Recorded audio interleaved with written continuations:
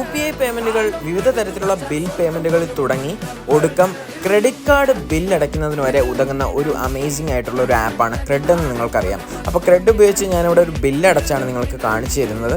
ഞാൻ എൻ്റെ ആവശ്യത്തിനുള്ള എമൗണ്ട് എൻ്റെ കാർഡ് സെലക്ട് ചെയ്തതിന് ശേഷം എൻ്റർ ചെയ്യുന്നു. അതിനുശേഷം ഏത് UPI അക്കൗണ്ട് വഴി പേയ്മെൻറ്റ് വേണമെന്ന് എനിക്ക് സെലക്ട് ചെയ്യാം.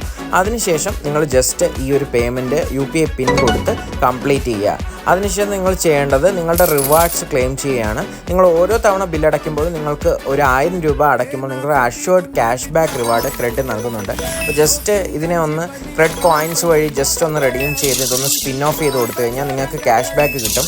ഇവിടെ എനിക്ക് ഏകദേശം 50 രൂപ ഈ ഒരു ഒറ്റ ബില്ല് അടച്ചപ്പോൾ, അതായത് 1000 രൂപ അടച്ചപ്പോൾ വെറുതെ ഒരു ഫ്രീ ഓഫറായിട്ട് ലഭിച്ചത്. അപ്പോൾ നിങ്ങൾക്ക് ഇനിയും ക്രെഡിറ്റ് കാർഡ് ബില്ലുകൾ അടയ്ക്കാൻ ഹെൽപ്പ് വേണമെങ്കിൽ ഞങ്ങളുടെ ലിങ്ക് വഴി ക്രെഡ് ഡൗൺലോഡ് ചെയ്യൂ. 250 രൂപ ആദ്യത്തെ ക്യാഷ് ബാക്ക് നിങ്ങളുടെ ആദ്യത്തെ ബില്ലിന് നേടാം.